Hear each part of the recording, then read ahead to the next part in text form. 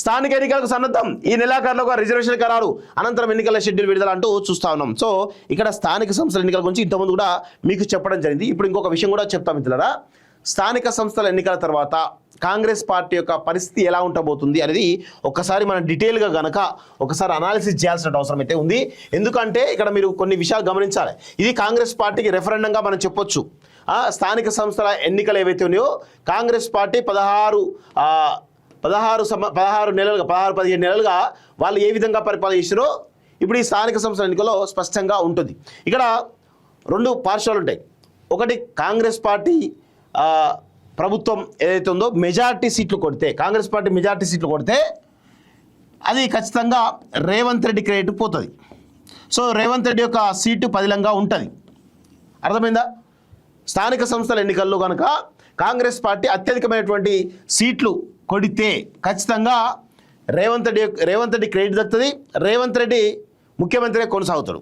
So ఇక్కడ స్థానిక సంస్థల ఎన్నికల్లో కనుక కాంగ్రెస్ పార్టీ ఒకవేళ ఢీలా పడిపోయి బీఆర్ఎస్ కంటే బీజేపీ కంటే తక్కువ సీట్లు వస్తే కనుక దీన్ని ఆసరాగా చేసుకొని రేవంత్ రెడ్డి సీఎం సీట్ నుంచి మార్చడానికి కాంగ్రెస్ పార్టీలో ఉన్నటువంటి కొంతమంది సీనియర్లు, ఈవెన్ మీనాక్షి నటరాజన్ సహా ప్రతి ఒక్కరు కూడా ఆలోచించే పరిస్థితి తీసుకొస్తారు. ఈ నెగిటివిటీ అంతా కూడా తీసుకుపోయి ఏఐసీసీ రిపోర్ట్ ఇచ్చేసి ఈయన సమర్థవంతంగా లేడు, ఈయన ఇమీడియట్గా మార్చాలని చెప్పేసి కూడా కాంగ్రెస్ పార్టీలో ఉన్నటువంటి కొంతమంది కీలక నేతలు కేంద్ర వాళ్ళ ఏఐసీసీకి ఆదేశాలు కావచ్చు లేకపోతే రిపోర్ట్ ఇచ్చే అవకాశం ఉంటుంది. దాంతో రేవంత్ రెడ్డి మార్పు ఉండొచ్చు, ఉండకపోవచ్చు కూడా. ఎందుకంటే రేవంత్ రెడ్డి అంత ఈజీగా రేవంత్ రెడ్డి మార్చిన అనుకోండి, తెలంగాణలో కాంగ్రెస్ పార్టీ కుప్పగూలిపోతుంది, ప్రభుత్వం 100% కుప్పగూలిపోతుంది.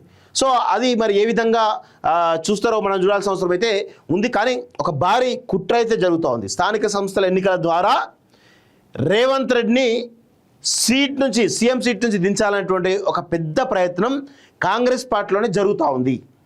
ఇది 100% మీరు స్థానిక సంస్థల ఎన్నికల తర్వాత మీరు గుర్తుపెట్టుకోండి, ఈ పరిణామాలు అనేవి ఖచ్చితంగా జరుగుతాయి.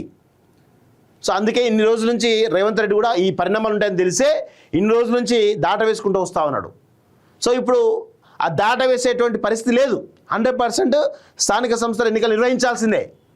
సో ఖచ్చితంగా వ్యతిరేకతతో బలంగా వస్తే ఒకలాగా, బలంగా రాకపోతే ఒకలాగా ఉండేటువంటి అవకాశం అయితే కనబడతా ఉంది. సో రేవంత్ రెడ్డి గారిని మాత్రం ఎవరో కాదు, బయట ప్రతిపక్షాలకు పక్కన పెట్టండి, సొంత పార్టీలోనే ఒక కుంపటి మీనాక్షి నటరాజన్ కావచ్చు, లేకపోతే సీనియర్లు ఉత్తమ్ కుమార్ రెడ్డి కావచ్చు, కోమటిరెడ్డి కావచ్చు, వీళ్ళందరూ కూడా ఈవెన్ ఇప్పుడు కొత్తగా రాజగోపాల్ రెడ్డి తయారైండు, అందరూ కూడా అదే పరిస్థితిలో ఉన్నారు. సో ఏదో ఒకటి చేయాలని దానిలో చాలా స్పష్టంగా కనబడతా ఉంది. విదేశాల్లో ఉన్నత విద్యను చదువుకోవాలని అనుకుంటున్నారా? అయితే వెంటనే ఫ్లైగ్రాడ్ ఓవర్సీస్ ఎడ్యుకేషన్ కన్సల్టెన్సీని సంప్రదించండి. మీ విదేశీ కలలను సాకారం చేసుకోండి. ఫ్లైగ్రాడ్